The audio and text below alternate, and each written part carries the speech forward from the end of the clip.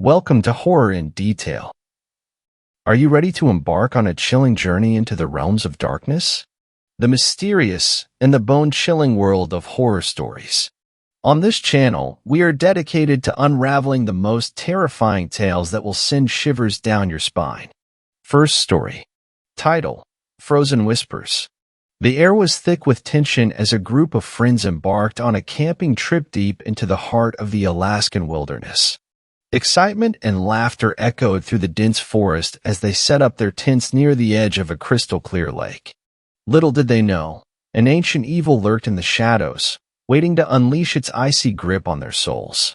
As the sun dipped below the horizon, the temperature plummeted, and an unnatural chill settled over the campsite. The crackling of the campfire couldn't drown out the eerie silence that surrounded them. An unease settled in the air, and the friends exchanged nervous glances. That night, as they huddled in their tents, strange sounds echoed through the woods. Twigs snapped, and the wind carried whispers that seemed to dance on the edge of human understanding. The bravest among them, Mark, decided to investigate, armed only with a flashlight and his curiosity. Venturing into the darkness, Mark felt an otherworldly presence closing in. The trees seemed to twist and contort, casting long, shadowy fingers that reached for him. The air grew colder with every step, and he could see his breath in the frosty night. Suddenly, the whispers intensified, forming words that echoed in his mind. "Hungry," they hissed, sending shivers down his spine. Mark's heart raced as he stumbled upon an ancient totem, adorned with grotesque carvings depicting a creature with antlers and sunken, malevolent eyes. He recoiled in horror, realizing the legends were true. A Wendigo, a spirit cursed by cannibalism, haunted these woods. Ignoring the warning signs, Mark hurried back to the camp, desperate to share his discovery. But the others dismissed his tale as a mere campfire story, unwilling to believe in the supernatural. As the night wore on, the temperature plummeted further. Strange footprints appeared in the snow around the camp, leading to a growing sense of dread. The friends huddled together, their breath visible in the frigid air. The once warm and welcoming campfire struggled against the encroaching cold. Whispers echoed through the darkness, and the friends heard their names carried on the icy wind. Paranoia set in, turning friend against friend. Shadows danced at the edges of their vision, and the forest seemed to come alive with malevolence. One by one, the friends disappeared into the night, drawn away by an unseen force. Panic consumed the remaining few as they realized the Wendigo was picking them off, one soul at a time. Each disappearance left behind a chilling void, as if the forest itself hungered for their essence. In a final desperate attempt to escape, the survivors decided to flee the cursed campsite. As they stumbled through the snow-covered terrain, the Wendigo's haunting whispers followed them, promising a fate worse than death. Exhausted and on the brink of madness, they stumbled upon an ancient burial ground, marked by weathered stones and eerie symbols. It became clear that the Wendigo was tied to the land, its curse deeply rooted in the forgotten past. The survivors faced a choice: confront the malevolent spirit or succumb to the frozen abyss closing in around them. Summoning every ounce of courage, they performed a desperate ritual, using the ancient stones to create a barrier against the Wendigo's insidious influence. As they chanted ancient incantations, the air crackled with energy, and the forest itself seemed to recoil. The whispers faded, and the temperature gradually rose, dispelling the bone-chilling cold. With the curse broken, the survivors emerged from the woods, scarred by the horrors they witnessed. The Wendigo's haunting whispers lingered in their memories, a chilling reminder of the thin veil between the natural and supernatural worlds. The friends vowed never to speak of that night again, but the frozen whispers of the Wendigo would forever echo in the depths of their nightmares. Second story. This story was shared by you/non_Luna. My terrifying encounter with a Canadian legend. Spoiler alert, it's not just a legend. Growing up in the remote wilderness of northern Canada, I always heard stories of the Wendigo. My grandfather told me tales of a creature so terrifying that even the bravest of men trembled at the mere mention of its name. but I never truly believed in the legend until one dark, snowy night. The whistling started faintly at first, like a haunting tune carried on the frigid wind, but it grew louder and more insistent, like it was calling out to me personally. I tried to ignore it and kept hiking, but the whistling persisted, creeping closer and closer until I couldn't ignore it any longer. I peered into the darkness beside me and saw a figure standing in the woods. It was tall and thin, with skin stretched tightly over its bones, and its eyes glowed gray with a fierce hunger. I knew instantly what it was, the Wendigo. The instant I noticed it in the woods, it stopped whistling for a moment and twisted its head like it was intrigued that I had given in to its call. It began to whistle again, a melody so haunting that it seemed to penetrate my very soul. It was like it was trying to hypnotize me, to lure me into the woods where it could claim me for its own. I was paralyzed with fear, unable to move as it began to creep closer and closer. Its claws and teeth gleamed in the moonlight, and I knew that if it reached me, it would be the end. I turned to continue hiking. I just needed to get back to my cabin, I told myself. But then, it started snarling. The whistling faltered for just a moment as I heard its footsteps thumping through the woods. I grabbed the knife my grandfather gave me as a boy from my bag, ready to strike. When my grandfather gave me this knife, he told me to always keep it close because it might just save my life one day. As soon as I heard the Wendigo break through the tree line, I threw it with all my might. It hit the creature square in the chest, and it let out a blood-curdling scream. It writhed in agony as I watched, frozen with terror. But then, to my horror, it began to change. Its skin began to peel away in strips, revealing a twisted and gnarled form underneath. Its limbs elongated and twisted into new shapes, its jaws unhinged to reveal rows of razor-sharp teeth. It was transforming into something even more monstrous than before. I turned and ran as fast as I could, my heart pounding in my chest. I could hear the Wendigo behind me, its ragged breaths and pounding footsteps echoing through the trees. I struggled with all my might to get away, my feet slipping and sliding on the snow and ice. Just as I thought I wouldn't be able to escape, I heard a branch snap behind me. I didn't dare look back, but I felt in my stomach that the creature was still close behind. I pushed myself harder, running as fast as I could. I could see the lights of my cabin in the distance, a beacon of safety in the darkness. With a final burst of adrenaline, I threw myself through the door of my cabin and slammed it shut behind me. I leaned against the door, gasping for breath and shaking with fear. I could hear the Wendigo outside, snarling and whistling. But my grandfather always told me they couldn't come inside as long as I kept the door locked. I stayed there for what felt like hours, too scared to move. But eventually, the snarling and whistling stopped, and I knew that the creature had moved on.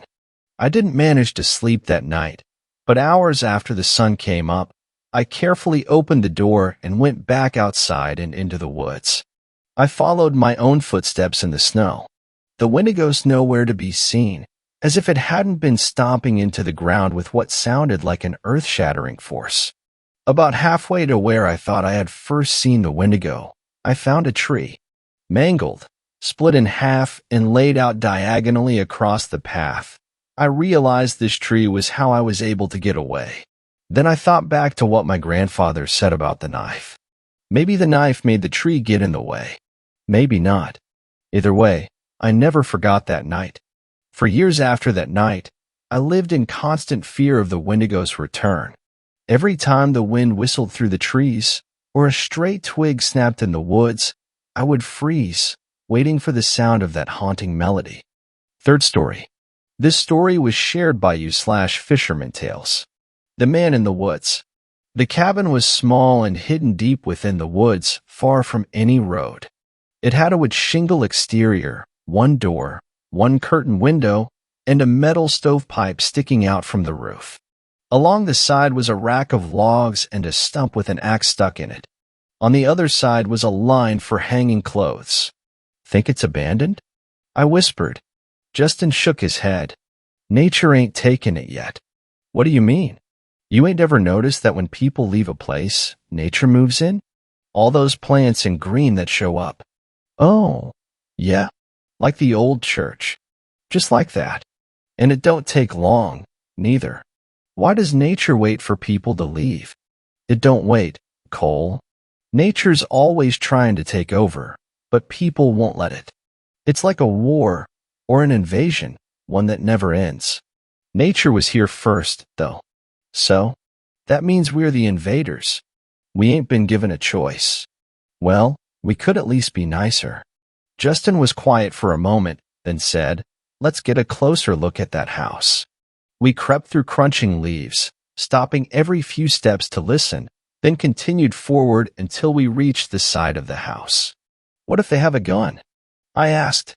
"Everyone has a gun out here." "Yeah, but what if they use it on us? We're just kids. They ain't gonna shoot a couple of kids. People have killed kids before. You worry too much. If they pull a gun on us, we'll run. Ain't nobody faster than us. We ain't faster than bullets." Justin peeked around to the front of the cabin and said, "I'm gonna try the door." "Wait, keep an eye out." Before I could say no, Justin rounded the corner and was at the door. I watched the surrounding woods for movement. With each passing second, I felt as if the homeowner was coming closer, but I was too anxious to tell if nothing was moving or if everything was. It was as if some invisible force were charging toward us. "Cole," Justin whispered, startling me. He was peeking around the corner, waving me over. "It's unlocked." I hurried to him, and we stepped through the open door into a small, tidy space. There was a neatly made twin-sized bed and a deerskin rug spread across the wooden floor. On the right side of the room was a wood stove with a pot on top, with a shelf above it that held various jarred herbs and spices. On the left of the room was a bookshelf holding about a dozen books, and next to that a wooden chest. "Wow," I said. "This is awesome. Let's see what's in that chest," Justin said, and knelt and opened it. He rummaged through, pulling out various clothes until it was empty. "Nothing good." "Check out these books," I said. Justin closed the chest, then looked over my shoulder as I pulled out books on gardening, hunting, bushcraft, and taxidermy. "What's this one?" Justin said, reaching past to grab a book with a blank leather cover. "Is it a Bible?" "It's my journal," a deep voice announced from behind us, startling us against the bookshelf, causing several books to get knocked over onto the floor. The man was tall and looked to be in his mid-40s. He was clean-shaven and didn't look much like the sort of person you'd expect to find living hidden in the woods. "Sorry," Justin said and held out the journal, and as he did so, a photograph of a young boy fell out. The man reached down and picked it up, looked at it for a moment, then took the journal from Justin and placed the photo inside. "My son," the man said. He stepped toward us, and we moved out of the way as he placed the journal back onto the shelf, then knelt to pick up the rest of the books. "Sorry, sir," I said, and helped him pick up the books. Justin did the same, then the man took the books from us and returned them to their shelves. "What are your names?" the man asked. We introduced ourselves, and he told us his name was Henry, then asked, "Is this the first time you've seen my cabin?" "Yes, sir," we answered. "Nobody else knows about it?" Justin and I looked at each other, then back at Henry, and shrugged. "We ain't ever heard anyone mention it," Justin said. Henry looked at us a moment, then nodded. "Okay, don't tell anyone." He walked over to a bucket of water he must have brought inside with him and dumped some of it into the pot that sat atop the stove. Then he stepped outside. "We should go," I whispered. "Okay," Justin answered. We hurried to the doorway, and right as we reached it, Henry was there holding a rifle and a log. He looked at us a moment, then we moved out of the way so he could pass. He stepped through and leaned the rifle against the wall and placed the log into the stove.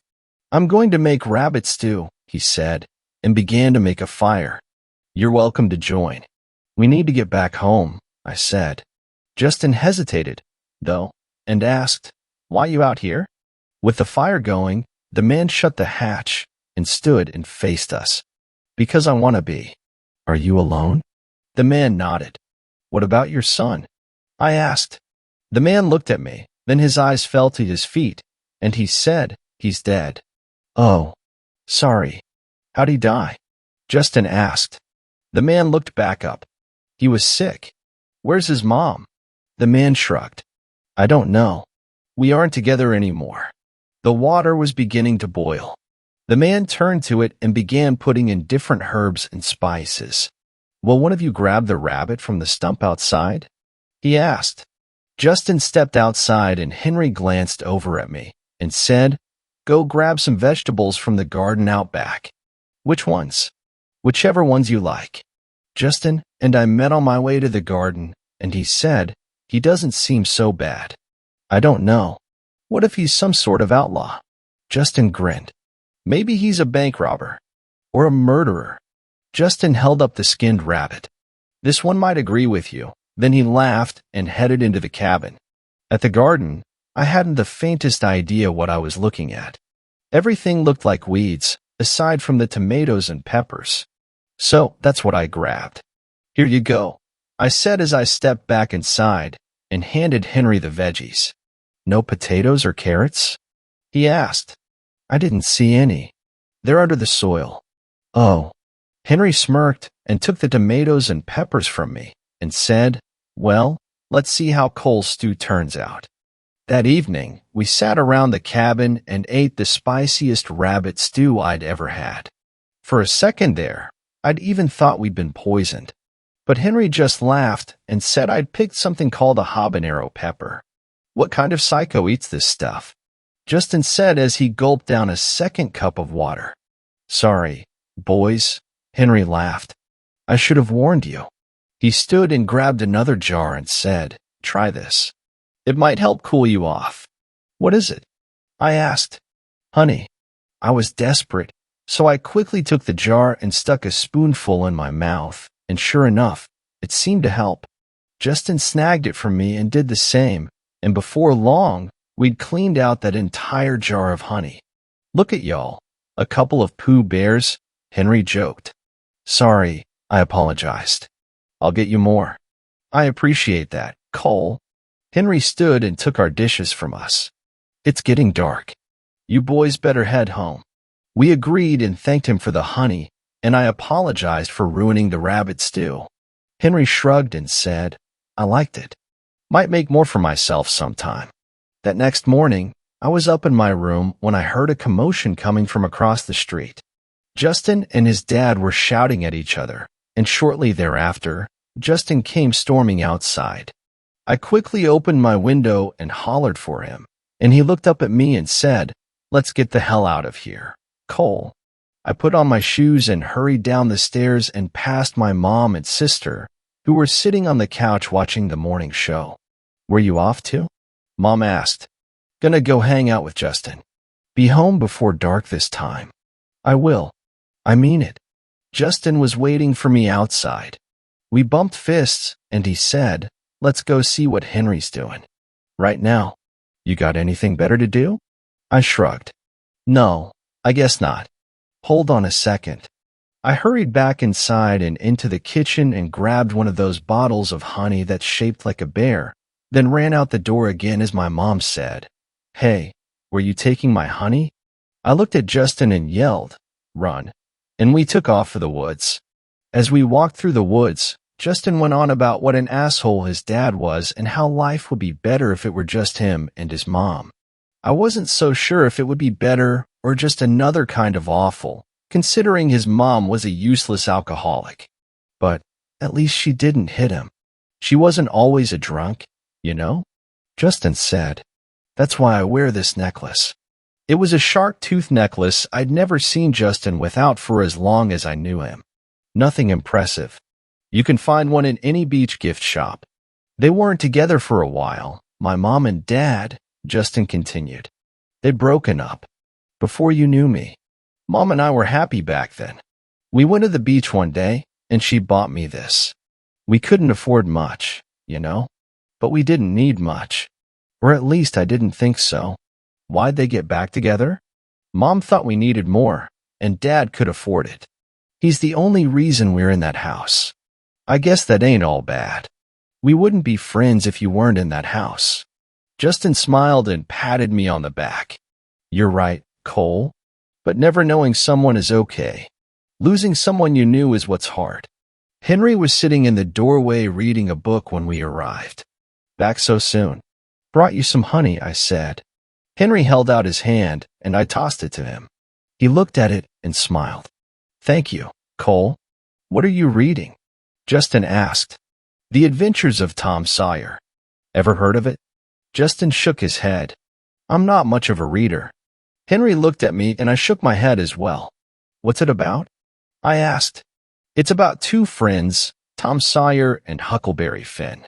They get into a bunch of trouble and go on adventures and such. It's sort of a kid's book.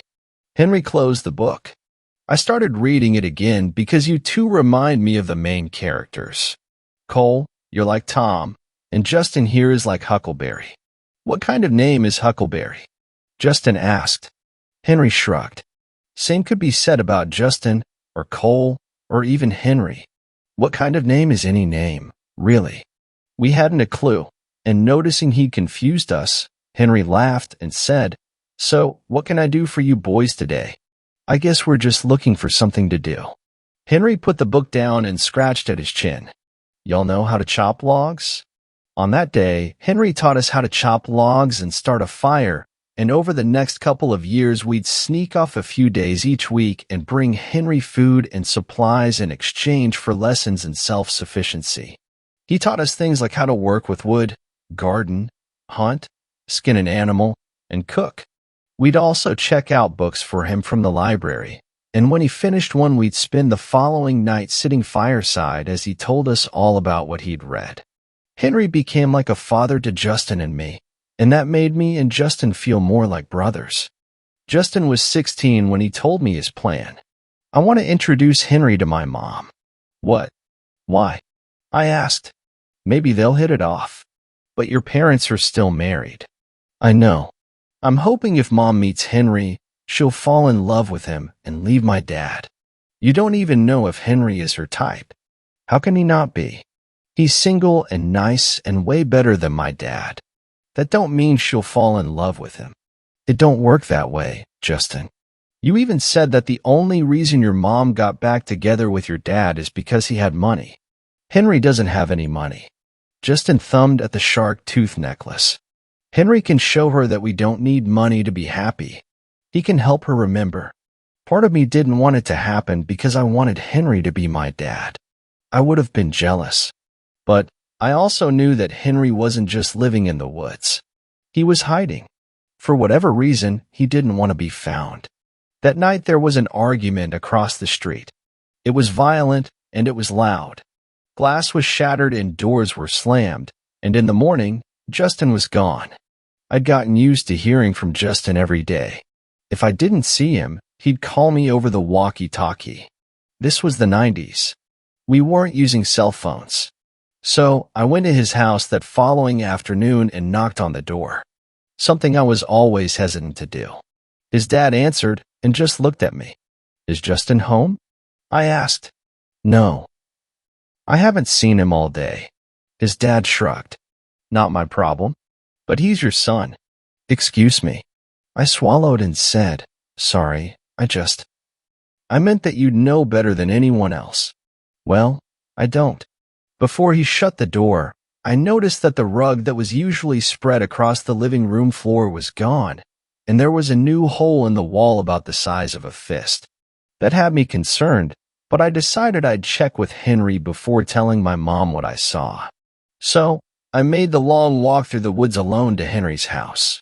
White smoke was billowing from the chimney as I arrived and knocked on the door.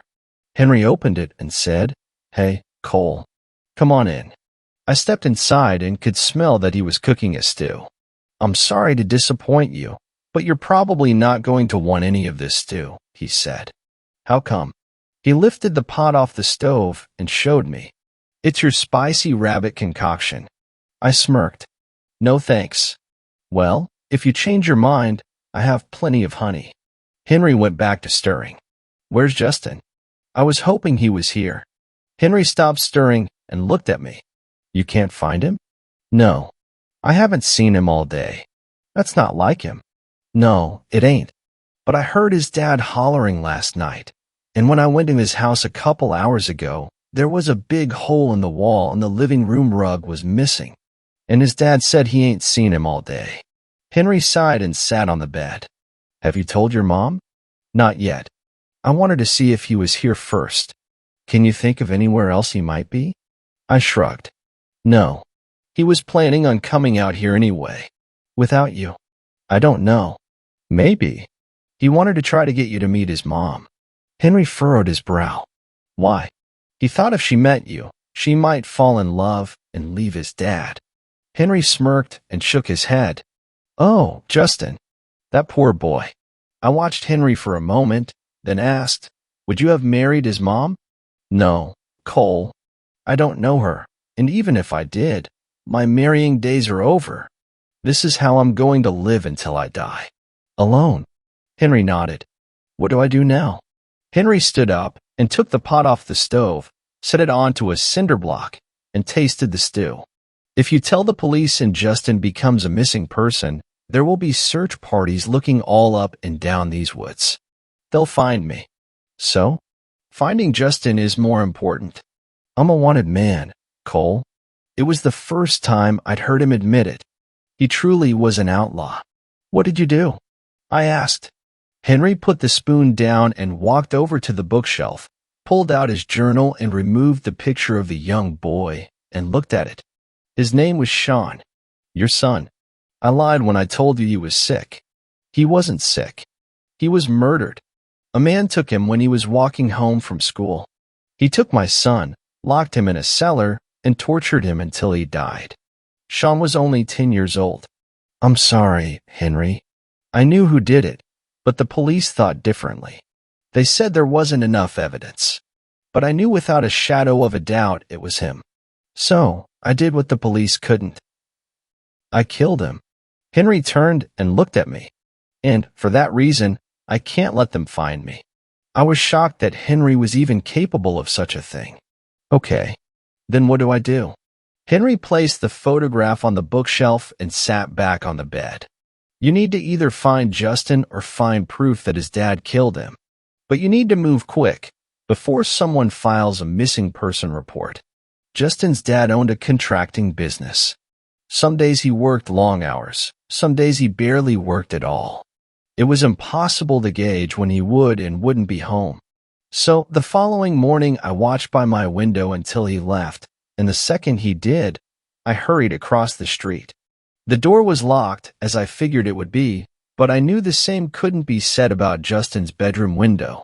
There had been plenty of times when Justin snuck out that window in the middle of the night and, likewise, I'd also snuck in a handful of times. The latch was broken. It was easy. I entered as quiet and careful as I could, and looked around Justin's room for any clues. It was messier than I remembered, and the door had been knocked off its hinges. But what stood out most to me was that his mattress was missing. Nothing else seemed out of place. I stepped into the hall and crept carefully toward the living room, keeping an eye out for Justin's mom as I went. The first thing I noticed was that the walls had more than one hole punched into them, and the furniture was all scattered about. It looked like Justin's dad had gotten into a fist fight with the room itself. Again, I noticed the missing rug and knelt and smelled something like bleach, and as I looked even closer, saw what looked like 3 drops of blood. All the clues were pointing to the worst. I crept over to the kitchen and opened the fridge. Lots of beer. I closed it and looked at the counters. There was a knife missing from the wooden knife block. I was almost certain now, but I had to check 2 more spots, the garage and the master bedroom.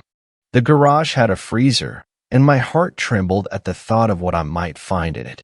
First, I looked around behind tool chests and whatnot, and finding nothing, I walked over to the freezer. Please don't be in here, I whispered to myself, then lifted the lid. There wasn't anything inside but deer meat and ice cream. I sighed with relief. Then, all of a sudden, the garage door began to open. Without a second thought, I hurried back into the house and didn't get far before I was face to face with Justin's mom. She blinked at me a few times, then groggily said, "Hey, Cole, where's Justin?" At that moment, The interior garage door opened and Justin's dad stepped inside. "What the hell are you doing here?" he said. "I'm looking for Justin. He's not here." "I told you that already." "Where is he?" "I don't know." "Yes, you do." His dad's eyes got big, and he said, "What are you trying to say?" "You killed him." "I know you did." "Boy, you better watch your mouth." "What's he talking about, Chris?" Justin's mom asked. "Shut the fuck up, woman." I backed up toward Justin's mom and said, "He killed Justin. And if you don't leave here, he's going to kill you, too." Chris pointed his finger at me and stepped closer. "I'll kill you, boy. That's who I'll kill if you don't get out of my house right now." Chris charged at me, and Justin's mom pushed me out of the way and screamed, "Get out of here, Cole." Then she pulled at Chris long enough for me to run out the front door, and whether that was enough, I don't know, because I just kept running without looking back until I reached the woods, and even then, I still hurried until I got to Henry's cabin. I didn't bother to knock on the door this time, and when I got inside, Henry wasn't there. It was quiet and everything was tidy. I sat on the bed and caught my breath and noticed that the rifle was gone. He must have been out hunting. I sat there a moment, waiting for him, and noticed the photograph of his son still sitting on the bookshelf from the previous night. It seemed dear to him, not something he liked to share. But I was curious, so I picked it up and got my first real look at the boy. He looked to be about 10, the age Henry said he was when he died. He didn't look much like Henry. He was blonde-haired and blue-eyed, whereas Henry had dark features. There was something about his smile that seemed forced. His eyes didn't look happy. In fact, he looked kind of scared. But there was something else. Something in the background that was out of place. It was Henry's cabin. That didn't make sense. Henry moved to the woods to escape the law, a law he didn't break until after his son died. How could his son have been here? I dropped the picture and pulled Henry's journal from the shelf and opened it. It wasn't a journal at all. It was a photo album, each page a photo of a different child. I felt the room start to spin. I had to leave before he came back. I turned around to go out the door and stopped. There he was, standing right in front of me. "Hi, Cole," he said. He looked at the book in my hand. "I see you looked at my journal." "I didn't look at it." "No? Oh, well, then let me show you." "That's okay. I've got to go." "Nonsense." Henry shut the door. "Stay a little while." Then he tapped the bed with the butt of his rifle and said, "Have a seat." Reluctantly, I set the book down and did as he asked. He stepped over to the bookshelf and picked up his journal, then sat next to me on the bed. He carefully opened it to the first page. "This is my collection, Cole. They're in ascending order by age. Page 1, you can see, is an infant, little baby Andy. Page 2 is 1-year-old Tessa." He flipped the page. 2-year-old Abigail, or Abby, as her parents like to call her. "Please, I don't want to see any more." Henry sighed and flipped a few pages to age 9, and next to it was a blank space. He placed the photo of the blonde-haired boy under age 10. Michael had gotten lost in the woods. "He found me, just like you and Justin." "Where is he?" "Justin? Oh, let me show you." Henry flipped past ages 11 through 15 and stopped on 16. It was a picture of Justin bound to a chair in a dark room. He was a fighter, I have to admit. I felt sick. Tears started to swell in my eyes. Justin had been betrayed by the man he trusted most, and at that moment I had not only lost my best friend, my brother, but I'd also lost another father. Now, Cole, don't cry. I'll let you see him. You can say goodbye. He's alive." Henry pointed at the floor. "He's down there." "Show me." Henry closed the book and stood, then lifted the deerskin rug, revealing a hatch door. He opened it, and a rotten odor lifted into the cabin. He motioned with his hand to the dark hole in the floor and said, "After you." I stood and looked down into the hole. I don't see anything. Henry reached under his bed and grabbed a flashlight and handed it to me. I shined it down the hole and could see a ladder descending about 20 feet to a dirt floor. "You go first," I said. Henry frowned. "Cole, whether you go down or not, I'm the one controlling this situation. I choose whether you live or die." I stared at him a moment, knowing what he said was true, and leaned over the hole and yelled, "Justin." No answer. "Why isn't he answering?" Henry shrugged. "Maybe he can't hear you." I couldn't take not knowing anymore, so I stepped to the ladder and descended. To my surprise, Henry followed. "Justin, you in here?" My feet touched the dirt floor, and I looked around the room with the flashlight. It was empty of all except a chair in the middle, and slumped over in the chair was Justin. I hurried over to him and lifted his head, and when I did, it fell back, and I could see that his throat had been cut, and the ground beneath him was sodden with blood. "Sorry, Cole. I needed 16. He trusted you. And were those 2 years not some of his best?" I looked at Justin's lifeless body, the shark tooth necklace, his symbol of hope, still hanging from his neck. "Are you going to kill me next?" "Well, I already have a 14. Henry opened the journal and took out the picture and looked at it for a moment. Then he tore it in half and said, "But it looks like I need a new one." He dropped the journal and rushed toward me, and right before he reached me, I yanked the necklace from Justin's neck and stabbed the shark tooth straight into Henry's eye. "Fuck," he cried, covering his face, blood seeping between his fingers.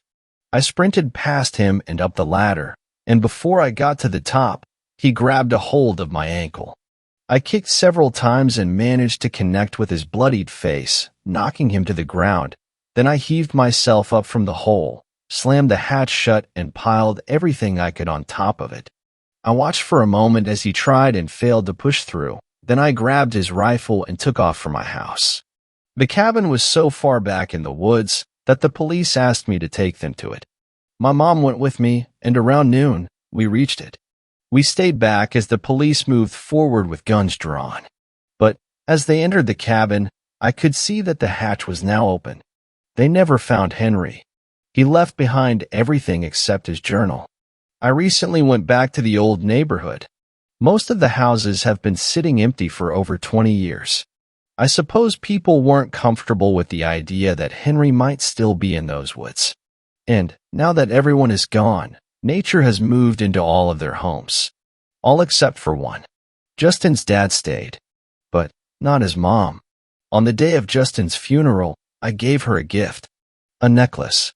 One which reminded her of a happier time.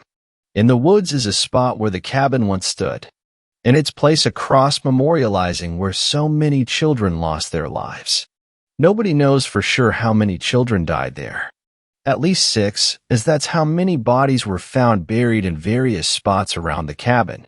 Around the cross are several mementos placed there by loved ones, a toy car, a girl's hair ribbon, a teddy bear. But on the day I visited, I found something that sent a chill down my spine. A copy of The Adventures of Tom Sawyer. Inside was a handwritten message, which read, "See you soon, 38. Tomorrow will be my 38th birthday." Fourth story. Wendigo encounter. This is a repost. I had to fix some spacing errors. I am not sure if this is the right place to post this, but I am scared shitless. After hearing stories and looking stuff up online, I'm fairly sure it was a Wendigo. Me, my son, and girlfriend were attacked by something. We were camping up in the northernmost area of Washington. My girlfriend is incredibly superstitious, so she insisted we brought weapons. So I had my combat knife and a 12-gauge shotgun, and she brought a .22 rifle alongside a newly sharpened machete. Our son was just 3 years old at the time. She and I were set on edge from a park ranger, who seemed very tense and uneasy, who stopped us and instead of confiscating our weapons told us to be careful and stay safe, then sent us along our way to the camp. When we got there, we were informed that several visitors had spoken about some unnatural noises and a pale creature that would mimic voices and sounds of people who weren't talking or seeming to be distracted. I laughed and put the idea out my mind, thinking to myself, there's no way. They're fucking with us. but I knew better. So we then reached the area we were going to set up camp. We immediately got a fire ready to light and set up our tent and bags. I fed my son as my girlfriend ate a snack. We decided to get a lay of the area, so me and my girlfriend hiked around for about an hour or so. I had one of those baby-carrying backpacks, and my son started to get real heavy. Everything seemed normal until I saw something down the almost path we were on. We walked closer to investigate and saw drag marks. It looked as if someone had killed a buck. There was a hole outlined in the dirt with a small dried pool of blood, as if someone grabbed it from the antlers and pulled. That wouldn't be possible for any man to do. The buck, or whatever it was, would have been way too big for that. Shaken, we rushed back to base camp and restarted the fire and hurried back into our tent. Too afraid to leave since it was dusk by now, we stayed inside the tent and my girlfriend put our son to bed. Eventually, probably from the exhaustion of fright, we fell asleep. What must have been hours later, I awoke to a faint rasping sound that sounded like a child crying. I gazed outside in confusion and saw the outline of a creature that seemed to be a buck, standing over something. It seemed to be about 20 feet away, but at a closer glance had unnaturally long limbs for a buck and was eerily tall. In sudden fear, I unloaded 2 shots into the creature and heard a loud blood-curdling C or Y.M. My girlfriend awoke screaming to the shots I had fired as I tried to explain what I had heard. To my surprise, the animal hadn't moved an inch. Then I noticed the stains on the side of the animal. It looked like blood was running down the edge, and lots of it. It stared at me deep into my eyes as I became petrified with fear. A sinister feeling of dread fell over me as if it knew I couldn't move. I thought to myself, what if it starts to bolt towards us? Just then, this tall, decrepit demonic thing seemed to whisper something. I couldn't exactly tell what it was saying, but it seemed to have said, "I need more children." My girlfriend screamed, asking where our son was. We blacked out. In the morning, we awoke to park rangers at our campsite. We didn't see our son anywhere. We told the rangers that he was missing, and they started a search party. I explained what had happened, and strangely, they seemed to believe it. The one who seemed to be older by at least a decade pulled along the one we met earlier and whispered in his ear. I only heard a single line, and I'm not even sure if what I heard was correct. It sounded like he said, "It's getting bolder." They didn't seem to want us by ourselves, so they waited with us while they continued the search. We stayed in a log cabin for 3 days with a forest ranger, when suddenly some rangers came into the cabin saying they couldn't find our son. My girlfriend starts to sob. I start to hate myself, thinking that I could have done something if I wasn't frozen in fear. We rushed outside only to find some injured and frightened police officials. The rangers wouldn't tell us anything of what happened or what they saw, or why the cops were scared shitless. All we know is that we don't have a son anymore. God help whoever goes into that forest next, and please, please don't bring your kids with you. 5th story. The bitter winds howled through the dense pine forests of upstate New York, carrying with them an ancient and malevolent force. The small town of Ravens Hollow, nestled on the edge of Lake Ontario, had long been a haven for those seeking solitude and escape from the chaos of city life. Little did they know, a darkness had awakened in the heart of the Great Woods, a terror that would consume the town in a relentless nightmare. Chapter 1. The Haunting Silence. The first signs of unease manifested in the form of an eerie silence that draped Ravens Hollow like a funeral shroud. Birds ceased their melodic chatter, and the rustling leaves fell still as the nocturnal creatures retreated into the shadows. Whispers of strange sightings echoed among the townsfolk, glimpses of elongated shadows and haunting cries in the deep of night. Amelia, a local historian with a penchant for the supernatural, delved into the town's archives seeking clues about the origin of this ominous presence. She uncovered ancient tales of a Wendigo, a malevolent spirit that thrived on the suffering of those who dared to trespass into its realm. Chapter 2. Frozen Fingers of Fear. As winter tightened its grip on Ravens Hollow, the chilling whispers grew louder, and the temperature plummeted to unnatural lows. Residents reported seeing ghastly figures dancing at the edge of the woods, their eyes glowing like the frigid moon above. The once friendly townsfolk turned paranoid, casting accusing glances at each other, unsure of who among them might be possessed by the Wendigo's curse.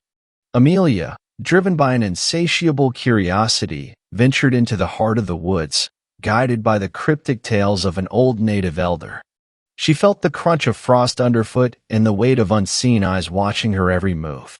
The trees seemed to close in, their skeletal branches forming grotesque figures that pointed the way to an ancient burial ground. Chapter 3. The Dance of the Wendigo. Within the sacred burial ground, the air thickened with an otherworldly energy.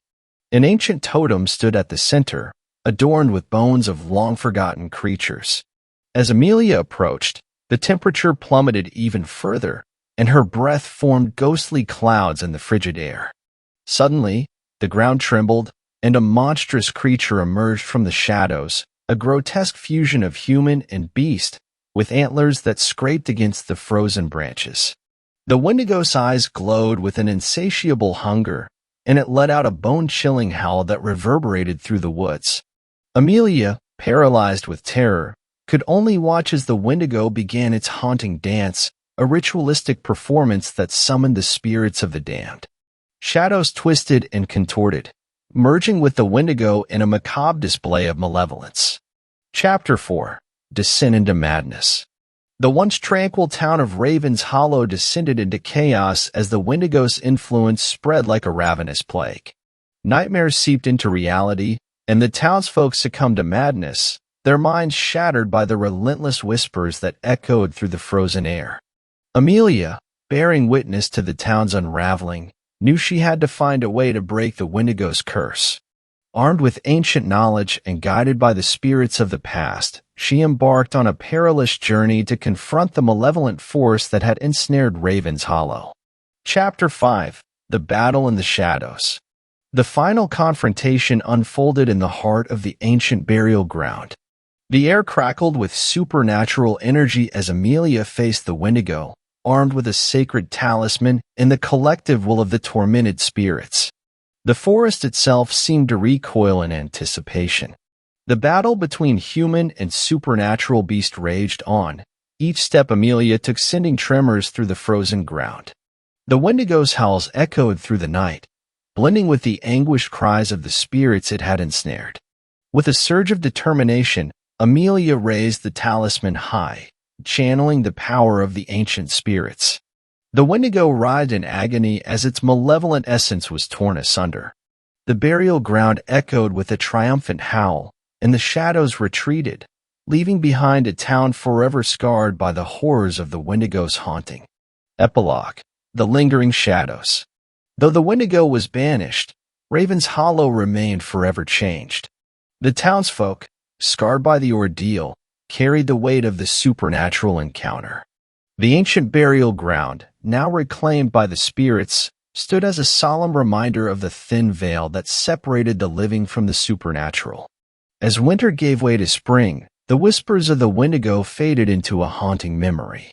The Great Lakes region resumed its natural rhythm, but those who survived the terror of Raven's Hollow knew that the shadows of the Wendigo would forever linger in the frozen depths of the pine-scented woods. Sixth story. This story was shared by u/Silver Ink Blot V2. Wendigo. Norma Jean drew a heart on the back of my hand in hoop snake blood. When that fades, she said, tapping the center of her work, you may forget about me. Norma Jean and I dated on and off through high school and then some. We grew up wandering the forest and exploring the caverns surrounding Ripple Creek, running from the hide-behinds and hodags when we stumbled too far into their territory. The backwoods of Minnesota were our playground, from the shores of Loon Lake to the edge of Crazy Dan's property, where the pine trees grew so tall you couldn't see the sky. The day Norma Jean disappeared, I saw a teakettle scuttling around the shed behind my place. It walked backwards, like they do, and bumped right into the pile of what I spent all day chopping. Teakettlers don't ever stray so far from the woods. They're very shy. I had planned to see about trapping it the next day, show Norma Jean. Course, that didn't happen after all.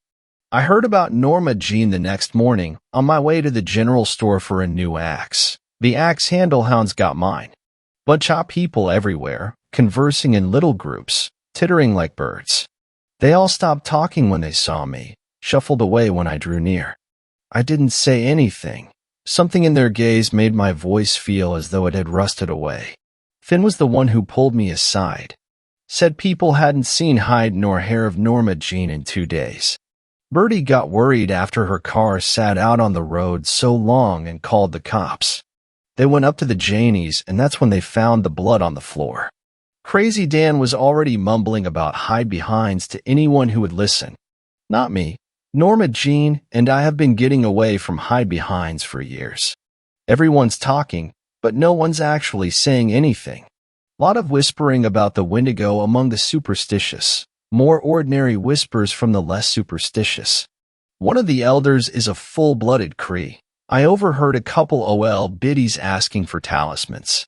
Lots of narrowed eyes my way. I don't know what to say. The cops already interviewed me. I dated Norma Jean, but so did Aaron, Spruce, Hunter, Alder, Flint. Norma Jean was a pretty gal, milk-white skin, sky blue eyes, corkscrew blonde hair. Any guy'd be lucky to have her on his arm. No one in Ripple Creek has slept easy lately, not with this hanging over our heads.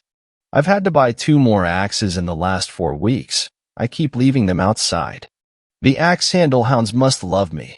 I hear them barking the nights I forget to put my axe away, excited to have a free meal.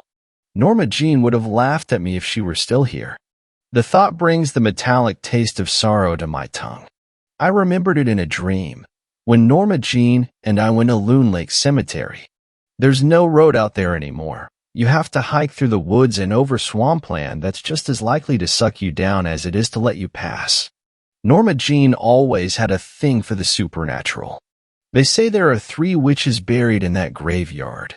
If you step over one of their graves, they will come for you. 2 of the headstones are near the grove. The 3rd is missing. You really think there's a witch buried here? The weathered tombstones are nearly unreadable in the weak beam of my flashlight. Maybe Norma Jean rests on her haunches, tracing a finger over a name more than a century gone.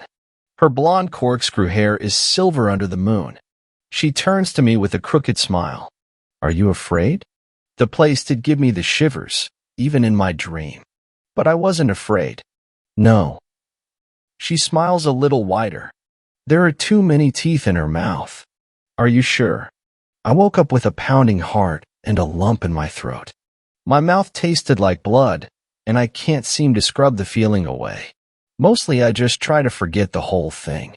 Forget I ever dated Norma Jean. It's all right most of the time. I chop and sell wood, and another winter passes. Then I see the hoop snake blood hard on the back of my hand, and it all rushes back. The blonde corkscrews. Norma Jean and me. The hide-behinds and hodex. Norma Jean and Flint. The late nights and long hikes. Norma Jean and Alder. The axe handle hounds, swallowing my axe whole. 7th story. This story was shared by you/Dokum. Even though I solo hiked the Pacific Crest Trail back in 2019, I wasn't always alone. In April of 2019, I decided to solo hike the Pacific Crest Trail. It had been a dream of mine ever since watching the movie, Wild. Anyway, after much planning, I finally began my journey on April 30th in Campo, California. Now, I estimated that it would take me about 6 months or so to complete the trail, with my final destination being Canada. On the first day of my hike, I managed to walk 25 miles despite the desert heat, which was an accomplishment for me. The further I hiked the PCT, though, is when I noticed just how beautiful yet dangerous the desert could be. I nearly stepped on some rattlesnakes on the trail. Anyway, it was my 53rd day on the trail when I finally reached the famous Kennedy Meadows. I decided to rest up there for a few days, 0 days, before heading back onto the trail again. Several days later, I felt invigorated and was back on the trail. It was about a week after leaving Kennedy Meadows when inexplicable things began to happen to me. It was around Yosemite National Park when I noticed I was being followed. Now, there are other hikers and even wildlife on the trail, but this felt different, and so, as a female hiker, I had to be cautious. I found myself walking even faster, and according to my GPS, there was a campsite nearby. It was about 20 minutes later when I finally reached the campsite. I breathed a sigh of relief when I noticed there were several other hikers there too. Feeling exhausted, I decided to camp there for the night. After setting up my tent, I had something to eat before going to sleep. Around 11 p.m., I was awoken by someone or something calling my name. At first, I thought it was a dream that was until I heard it again. Needless to say, I didn't get much sleep that night. Anyway, the next few days on the trail were without incident. That all changed though on my 56th day on the trail, when I somehow managed to twist my ankle, which forced me off the trail for a few days. Since I was 20 miles or so from the nearest town, I decided to find a campsite and rest up until my ankle felt a little better. After I found my campsite, I pitched my tent and laid down for a bit. When I finally woke up, it was already dark outside. What made it even scarier was the fact that I was alone at this campsite. Although I was feeling apprehensive, I had no choice but to stay. At this point, I had forgotten about the voice I had heard several days ago, but that was about to change. Anyway, I was hungry, but after my meal of beans and rice, I began to feel drowsy again and decided to lie down. As I was about to fall into a deep sleep, I heard someone shout, "Please help me. Kim, please help me. Kim, please help me, Kim," in rapid succession. The voice was the same one from 3 days earlier, which unnerved me even more because I was certain now this person or thing was stalking me. Despite knowing this, though, I still wanted to see who or what it was terrorizing me. I slowly unzipped my tent, and as I was opening the flap, I heard a scream. My heart began to pound. Using my flashlight, I scanned the nearby woods and saw a figure standing off in the distance. I couldn't make out any features, but it was humanoid in shape. "Who are you?" I shouted. "Who are you?" It replied. "What do you want? What do you want?" Now, it was clearly mocking me, and at this point, I was really scared. With nowhere to go, though, I decided to stay in the safety of my tent until morning. While I was sitting there, I could hear it circling my tent, which lasted for an hour or so. Right at the crack of dawn, I quickly packed up my gear, even though my ankle was still hurting. As I was packing up, I noticed several sets of footprints surrounding my tent, except these weren't human, confirming my worst fears. Anyway, I somehow managed to make it to the nearest town, where I stayed for about a week in order for my ankle to heal. Despite my frightening experience, though, I eventually got back onto the PCT and finally made it to Canada without another incident, although I was still being followed. As soon as I got back home, I did some research, and the results I got were about skinwalkers and the Wendigo. Now, I'm not saying what I experienced on the PCT was supernatural. I'm a skeptic, but who knows what's real and what's not. Anyway, to those of you who are thinking about hiking the PCT, my story isn't intended to discourage you from hiking it, but rather it's a cautionary tale about the potential dangers on the trail. Stay safe, everyone, and happy hiking. Thanks a lot for watching the video till the end. Subscribe to our channel Horror in Detail. Drop your opinions/suggestions in the comments section, and like the video as it helps with the YouTube algorithm.